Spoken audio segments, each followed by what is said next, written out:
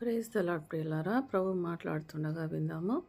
ఎహెచ్కేలును దేవుడు వాచ్మెన్గా నియమించాడు. నువ్వు కావలి వానివి ఎవరికంట? ఇస్రాయల్. ఇస్రాయల్ అంటే ఈ తరంలో అయితే క్రిస్టియన్స్. సో క్రిస్టియన్స్కి చాలామంది కావలి వారిని దేవుడు నియమిస్తున్నాడు. సో ఇంకా వాళ్ళు చెప్పక మానరు.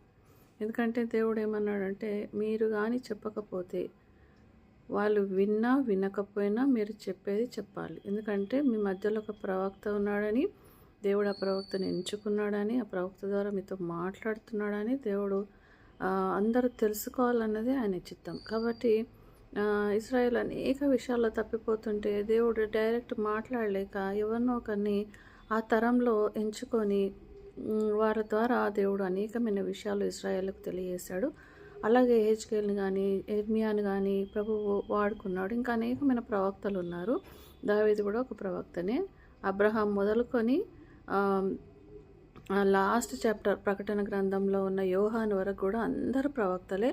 ప్రభువును కూడా ప్రవక్త అని ఒకసారి అన్నారు. సో ప్రవక్తల విషయంలో చాలా కాంట్రవర్సీస్ ఉంటాయి. ఎందుకంటే వీళ్ళు ప్రవక్తలు ఎప్పుడు మనుషులకు అగెన్స్ట్గా, లేకపోతే అప్పుడు రాజులకు అగెన్స్ట్గా, లేకపోతే ఇప్పుడు ఉన్న పాస్టర్లకు అగెన్స్ట్గా మాట్లాడుతూనే ఉంటారు. ఎందుకంటే వాళ్ళ ఇష్టంతో కాదు, దేవుడు చెప్పమన్నది చెప్పడం వాళ్ళ బాధ్యత. సో ఇంకా కాంట్రవర్సీస్ అవుతూ ఉంటాయి. ఇంకా వాక్యం ఏమని చెప్తుందంటే, దేవుని పనిని అశ్రద్ధగా చేయవాడు, లేకపోతే రక్తం ఓడ్చకుండా ఖడ్గం దూయవాడు, అందరు శాపగ్రస్తులు. ఇవన్నీ ప్రవక్తలకు చెందినవి, మీ అన్యులకు కాదు, అందరికీ కాదు. సో ప్రవక్త ఎలా ఉన్నాడంటే, దేవదూతలకు ఇక్కడ మనుషులకు వేడుకగా ఉన్నాడు.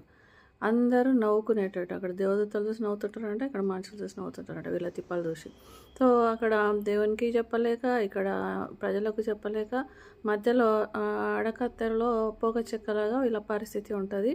సో ప్రవక్తలు అర్థం కారు. ఎందుకంటే దేవుడు వాళ్ళతో చెప్పేది ఒకటి చెప్పమంటున్నది మామూలు సామాన్య ప్రజలకు అర్థం కాదు. ఎందుకంటే వాళ్ళకు చూచు కన్నులు, విను చెవులు, గ్రహింపు హృదయం దేవుడు ఇయ్యలేదు.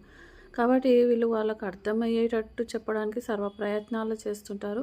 కొన్నిసార్లు డైరెక్ట్గా మాట్లాడాల్సి వస్తుంది, కొన్నిసార్లు ఇండైరెక్ట్గా మాట్లాడాల్సి వస్తుంది, పరిస్థితిని బట్టి మాట్లాడాల్సి వస్తుంది. కాబట్టి ప్రవక్తల కోసం ప్రార్థించే వాళ్ళు కావాలి ఈ సమయంలో. కాబట్టి దేవుడు పిలువబడిన వాళ్ళందరూ ప్రవక్తలే అని అంటున్నాడు. ఒకసారి పౌలు భక్తుడు అందరూ ప్రవచనాలు చెప్పాలి, అందరు ప్రవక్తలు. కాబట్టి ప్రవచనాలు చెప్పడమే కాదు, మన క్రిస్టియన్స్ అందరం కూడా ప్రవక్తమే చాలా మటుకు. కాబట్టి దేవుని పనిలో అందరూ ఉండటకు దేవుడు కృపను అనుగ్రహించును గాక. ఆమేన్.